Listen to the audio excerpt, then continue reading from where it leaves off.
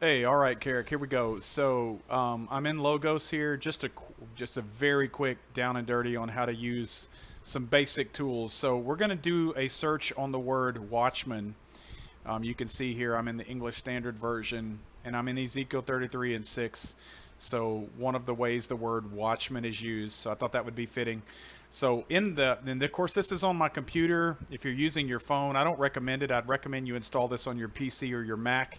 It's way better. But if you're using your phone, I think you tap and hold. Either way, I'm going to right click on this, and as soon as I do, of course, I can do Bible word study right in here, but I want to encourage you to try a different method first, just to get used to using Blue Letter Bible.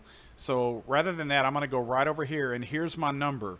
I can see that it's Hebrew number 6822. All right, so that's my Strong's Concordance number, Hebrew 6822. So what I'm going to do is jump right out of that, and I'm going to go straight to Blue Letter Bible, which is blueletterbible.org. All right, and then I'm just going to start with H for Hebrew 6822. I think that was the number. Yeah, 6822. All right, so H for Hebrew. If it was Greek, it would be G, obviously. And then I'm just going to hit find. And that's going to take me straight to this page. And this is where you can begin to get more information about the Greek or the Hebrew word.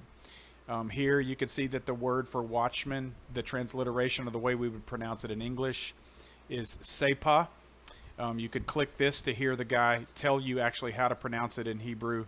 More importantly, though, you're going to start using the tools down here, which this right here shows you all the different ways that Hebrew word is used in the Old Testament and how many times it shows up. So, for instance, it is translated as the word watchman 20 times in the Old Testament. It's translated as the verb watch 8 times.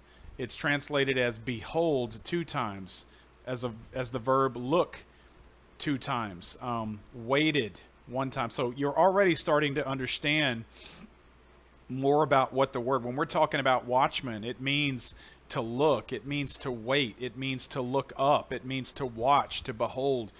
Then you can scroll down and you can get into, like we can go to the exact verse where it's used in Ezekiel 33. So here's all of those usages, the 20 times, the 2 times, etc. So I'm going to go down to Ezekiel 33, and here's the word. So I'm going to click the tools here, and when I do that, that's going to take me to the actual verse. And from here, we're going to scroll down and find the word watchman in the verse. There it is. All right, I can click on this, and it begins to break up the Hebrew parsing for me. You can start to learn the type of speech. The verb stem, call, is one of the stems of a Hebrew word. I think there's like 7 of them. But you need to begin to familiarize yourself with what these things mean so that you can dig deeper into the meat of Hebrew and Greek. Also, of course, I should have logged in. I actually have an account. Let me log in real quick. That way you can track notes and things. But there's also helps on this website. So I know you're looking at this and you're probably like, what the heck does all this mean? You know, I click on this. I don't know what to do with these things. Well, it's also very good at guiding you. And so I want to encourage you to use the additional resources. Go up here and click on help. There's all of these tutorials. Learn to become a student of this. Like, for instance, I could click on how Hebrew verbs work. What do the tenses mean? Here's call for active. It's an active stem or active voice in this particular stem for the verb, right? So I want to challenge you to pick a word and dig into the Hebrew and Greek of that word, or Hebrew or the Greek. Of course, you can also come back and you can use the Bible word study tool, which is good, but it's just not as powerful as Blue Letter Bible, because their real claim to fame, I believe, is their lexicons. Okay? So I'd like you to pick a word and do a deep word study as much as you can. Write notes.